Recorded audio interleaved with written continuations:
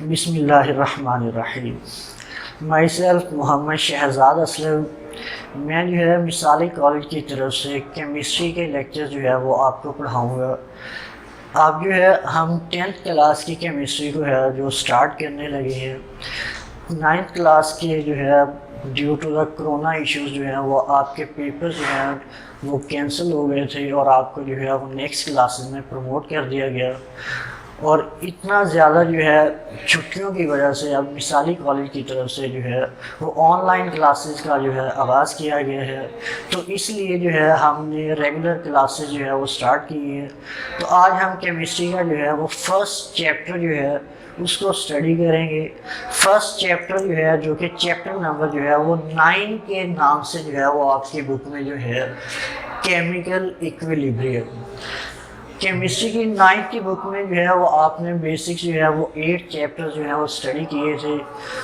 जो चैप्टर्स थे 9th class में उसमें जो है वो बेसिक स्टेट्स ऑफ मैटर्स के रिलेटेड थे कि सॉलिड, लिक्विड, गैसेस, उनकी प्रॉपर्टीज़, उसके अलावा मेटल्स, नॉन मेटल्स, मोस्टली जो है वो बेसिक्स जो है उस पे मबनी जो है वो 9th क्लास की टेक्स्ट बुक है।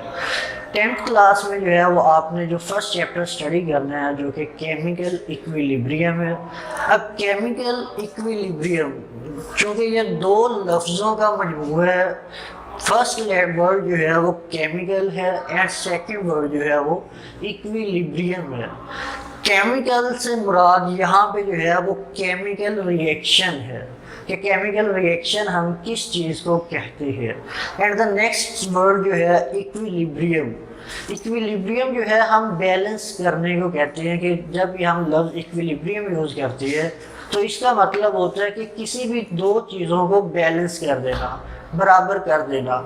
तो यहाँ पे केमिकल इक्विलिब्रियम से जो मतलब लिया जाएगा कि हमने केमिकल रिएक्शंस जो करवाने हैं उनको बैलेंस किस तरह करना है या उनके बैलेंस करने से क्या मुराद है। तो इस पूरे चैप्टर में आपने केमिकल रिएक्शंस को स्टडी करना है और उनके इक्विलिब्रियम से रिलेटेड जो है वो डिफरेंट टॉपिक्स जो है वो आपने स्टडी करनी है। तो सबसे पहले तो आपको केमिकल रिएक्शन का पता होना चाहिए कि केमिकल रिएक्शन किसे कहते हैं। कि मोस्टली आपने लफ्ज़ जो है वो यूज़ किया होगा 9th क्लास की केमिस्ट्री स्टडी करते हुए या बायो में कभी आपने रिएक्शंस पढ़े होंगे। तो केमिकल रिएक्शन का बेसिक मतलब क्या है। तो हम जो है केमिकल रिएक्शन को 3 डिफरेंट वे से जो है वो बताते हैं कि 3 चीज़ें अगर किसी भी जगह हो रही हैं तो उसको हम केमिकल रिएक्शन का नाम देते हैं। फर्स्ट वन ये है कि जब भी हम कभी दो एटम्स को कंबाइन करेंगे या कोई दो मॉलिक्यूल्स आपस में कंबाइन होंगे, एक दूसरे के साथ मिलेंगे और एक नई प्रोडक्ट बना देंगे, तो उस प्रोडक्ट को या उस प्रोसेस को जिसके नतीजे में हमने दो एटम्स या दो मॉलिक्यूल्स को आपस में जॉइन किया, कंबाइन किया, मिलाया और उससे हमने क्या एक न्यू प्रोडक्ट बना दी, एक नई चीज़ बना दी।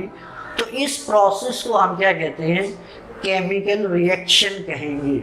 जैसे कि मैंने एक एग्जांपल दी है कि वाटर फॉर्मेशन, कि जब भी हम H2 और O2 ये दो मॉलिक्यूल्स हैं, हमने इनको क्या करना है, कंबाइन करना है, मिलाना है। तो इससे हमें एक न्यू प्रोडक्ट बनी है, एक नई चीज़ बनाई है जो कि वाटर है। तो इसको हम क्या कहेंगे कि ये एक केमिकल रिएक्शन है कि दो चीज़ों को आपस में मिलाया है और एक थर्ड चीज़ बनी है, एक न्यू चीज़ बनी है। तो ये एक केमिकल रिएक्शन है। सेकंड थिंग जो है कि जब भी आप दो एटम्स को सेपरेट करेंगे प्रेजेंट इन अ कंपाउंड, कि आपके पास एक कंपाउंड है उसके अंदर डिफरेंट एटम्स मौजूद हैं, अगर उन एटम्स को आप सेपरेट करते हैं, अलग अलग करते हैं, तो अलग अलग करने से आपके पास डिफरेंट जो है वो एटम्स जो है वो बनेंगे या डिफरेंट मॉलिक्यूल्स बनेंगे जो कि उसी कंपाउंड का हिस्सा थे। तो इस चेंज को, इस प्रोसेस को भी हम केमिकल रिएक्शन का नाम देते हैं। तो इसकी भी मैंने एक एग्जांपल कोट की है कि जब भी हम कैल्शियम कार्बोनेट को डिकम्पोज करेंगे या तोड़ेंगे तो इसके अंदर जो एटम्स होंगे, जो मॉलिक्यूल्स होंगे, वो सेपरेट हो जाएंगे कि कैल्शियम कार्बोनेट की डिकम्पोजिशन से आपके पास एक कैल्शियम ऑक्साइड बनेगा और एक कार्बन डाइऑक्साइड बनेगा। तो ये दोनों जो चीज़ें हमें हासिल हुई हैं एज अ प्रोडक्ट, ये इस एक कंपाउंड के अंदर मौजूद थी। तो इस प्रोसेस को भी हमने क्या नाम देना है, केमिकल रिएक्शन का नाम देना है। उसके बाद जो थर्ड चीज़ है कि rearrangement of atom present in a compound, कि एक कंपाउंड है या दो डिफरेंट कंपाउंड्स है तो उनके अंदर जो एटम्स हैं उनको हम रीअरेंज कर दें, कि पहले एटम को जो है वो हम उठा के दूसरे कंपाउंड में ले जाए और उस कंपाउंड से एक एटम को उठा के फर्स्ट कंपाउंड में ले आए। तो इसको हम कहते हैं रीअरेंज करना, दोबारा तरतीब देना एटम्स की। तो इस प्रोसेस को भी हम जो है वो केमिकल रिएक्शन का नाम देंगे। तो यहाँ पे एक एग्जांपल है कि NaOH प्लस HCl, ये टू डिफरेंट कंपाउंड्स है, इसको हमने क्या करवाया, रिएक्ट करवाया, आपस में मिलाया। तो इससे हमें एक नई चीज़ बनी है जो कि NaCl प्लस वाटर है। तो NaOH में और HCl में हमने अरेंजमेंट कैसे की है कि हमने यहाँ से सोडियम को उठा के H की जगह पे रख दिया और H को उठा से यहाँ सोडियम की जगह, कि हमने जो है वो रीअरेंजमेंट की है कि इस सोडियम को इधर ले गए और इस हाइड्रोजन को इधर ले गए। तो सोडियम इधर चला गया तो ये बन गया आपके पास NaCl और हाइड्रोजन इधर आ जाएगा तो ये बन जाएगा आपके पास H2O। तो रीअरेंजमेंट ऑफ एटम्स को भी हम क्या कहते हैं, केमिकल रिएक्शन का नाम देते हैं। अब केमिकल रिएक्शन को शो करते हैं हम एक इक्वेशन से। अब उस इक्वेशन के डिफरेंट कंपोनेंट्स हैं कि उस इक्वेशन को शो करने के लिए जो हमने चीज़ें उसमें मेंशन करनी है वो कौन कौन सी हैं। तो आपकी बुक में जो सबसे पहले एक रिएक्शन लिखा हुआ है वो ये रिएक्शन लिखा हुआ है जिसमें दो हाइड्रोजन मॉलिक्यूल्स ऑक्सीजन मॉलिक्यूल के साथ रिएक्ट करके दो वाटर के मॉलिक्यूल जो है वो बनाते हैं। और इसमें जो है एक लफ्ज़ हमने एरो जो है उससे ऊपर लगाया है प्लाटिनम, और उससे नीचे जो है हमने एक ट्राइंगल टाइप जो है शेप बना दी है। अब इन तमाम चीज़ों का क्या मतलब है, हमने ये जी लगाया है, यहाँ पे भी जी लगाया है, यहाँ पे एल लगाया है। तो ये डिफरेंट जो चीज़ें हमने एक केमिकल इक्वेशन में मेंशन की है, इन चीज़ों का क्या मतलब है। तो जब भी हमने किसी भी चीज़ को मिलाना है या किसी भी रिएक्शन शो करना है तो जो चीज़ हमने एज अ रिएक्टेंट ली है, जो चीज़ हमने मिलानी है या जिस भी चीज़ से हमने कोई प्रोडक्ट प्रिपेयर करनी है उसको हम क्या कहेंगे, रिएक्टेंट कहेंगे। कि यहाँ पे हम क्या कर रहे हैं, हाइड्रोजन और ऑक्सीजन को आपस में मिला रहे हैं और उससे हम वाटर बना रहे हैं। तो H2 और O2 क्या है हमारे पास, रिएक्टेंट्स हैं, कि ऐसे एटम्स या मॉलिक्यूल्स जो कि आपस में रिएक्ट कर रहे हैं, आपस में कंबाइन हो रहे हैं या सेपरेट होंगे या रीअरेंज होंगे, ऐसे एलिमेंट्स कंपाउंड्स को हम क्या नाम देंगे, रिएक्टेंट्स का नाम देंगे। और उनसे जो प्रोडक्ट बनेगी, जो आगे जो चीज़ हम हासिल करेंगे उसको हम क्या नाम देंगे, प्रोडक्ट का नाम देंगे, जो कि यहाँ इस रिएक्शन में हमारे पास वाटर है। तो केमिकल रिएक्शन के जो मेन कंपोनेंट है उसमें आपने एक रिएक्टेंट पढ़ा कि जब भी आप जिन दो चीज़ों को आपस में मिलाएंगे उसको हम रिएक्टेंट कहेंगे, और उनसे जो एक न्यू प्रोडक्ट बनेगी, नई चीज़ बनेगी जिसकी प्रॉपर्टीज़ रिएक्टेंट्स की प्रॉपर्टीज से डिफरेंट होंगी, उसको हम क्या नाम देंगे, प्रोडक्ट का नाम देंगे, जो कि यहाँ पे हाइड्रोजन है। अब जो थर्ड चीज़ इस रिएक्शन में मेंशन की गई है वो एक एरो है। ये एरो किस लिए हम लगाते हैं, ये एरो हम रिएक्टेंट्स और प्रोडक्ट्स को सेपरेट करने के लिए लगाते हैं। इस एरो का जो दो हिस्से हैं, दो पार्ट्स हैं। एक जो पार्ट है जिस साइड पे एरो लगा है उसको हम हेड कहते हैं, और दूसरी जो साइड होती है उसको हम टेल कहते हैं। तो एरो की जो टेल होती है उससे पीछे जो भी आप चीज़ लिखेंगे, जो भी चीज़ें लिखेंगे वो रिएक्टेंट्स होंगी, और उस एरो के हेड से आगे जो भी चीज़ें लिखेंगे हम उनको प्रोडक्ट्स कहेंगे। तो सिंपली क्या है कि रिएक्टेंट्स और प्रोडक्ट्स को सेपरेट करने के लिए हम उनके दरमियान जो है वो एरो लगाते हैं और उस एरो का जो हेड होगा उससे आगे हम प्रोडक्ट्स को लिखेंगे और उसकी टेल से पीछे क्या लिखेंगे, रिएक्टेंट्स को लिखेंगे। उसके बाद हमने उस एरो से ऊपर एक लफ्ज़ लिखा है पीटी। पीटी जो है ये एक एलिमेंट है, एक जो एलिमेंट है उसका नाम है प्लाटिनम।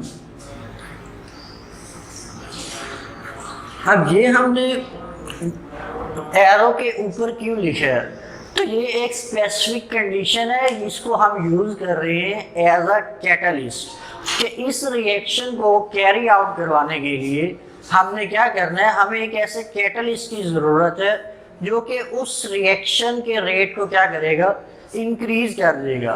तो तमाम केमिकल रिएक्शन जिनमें कैटलिस्ट यूज़ हो रही है, तो उन कैटलिस्ट को मेंशन जो हमने करना है वो इस एरो के ऊपर जो है वो करेंगे। दूसरी चीज़ जो यहाँ पे मेंशन कर रहे हैं वो एक ट्राई टाइप जो है स्ट्रक्चर है, शेप है। अब इस ट्राई का ये मतलब है कि हम इस रिएक्शन में जो है वो हीट जो है वो दे रहे हैं। तो ये रिएक्शन तभी कैरी आउट होगा, तभी जो है होगा जब आप रिएक्टेंट्स को हीट करेंगे तो वो प्रोडक्ट्स में क्या हो जाएगा, कन्वर्ट हो जाएगा। उसके बाद आपका जो नेक्स्ट चीज़ है कि आपने H2 के नीचे जो है वो G लिख दी है, H2O के नीचे L लिख दी है। कोई और एलिमेंट हो, एक कार्बन एलिमेंट है तो मोस्टली उसके नीचे हम S लिख देते हैं, या कोई रिएक्शन हो रहा हो जिसमें सोडियम आयन आ रहा हो तो उसके नीचे हम जो है वो एक्वस लिख देते हैं। तो बेसिकली इनका क्या मतलब है, ये उनकी फिजिकल स्टेट्स को हम शो कर रही है कि हमने यहाँ पे जो H2 लिया हुआ है वो इन गैशियस फॉर्म है, कि G का मतलब क्या है कि H2 are in gaseous form. Water के नीचे हमने क्या L मेंशन किया हुआ है, इस L का क्या मतलब है कि water is in liquid form, कि ये लिक्विड है। इसी तरह कार्बन के नीचे हम S लगा देते हैं, तो इस S का क्या मतलब है कि कार्बन जो है वो सॉलिड स्टेट में है। और अगर हम सोडियम आयन के नीचे AQ लगा देते हैं तो इसका मतलब है कि ये उसका एक्वस सॉल्यूशन है, कि हमने सोडियम आयन को पानी के अंदर जो है वो हल किया हुआ है। तो जो कोई भी चीज़ जो पानी के अंदर हल होगी तो उसके नीचे हम जो है वो AQ जो है वो शो कर देंगे। तो ये एक केमिकल रिएक्शन के कंपोनेंट्स है कि केमिकल रिएक्शन में जो जो चीज़ें हम शो करते हैं वो कौन सी है। अब केमिकल रिएक्शन जो है वो 2 टाइप्स की होती है, एक कंप्लीट रिएक्शन होता है और एक इनकम्प्लीट रिएक्शन होता है।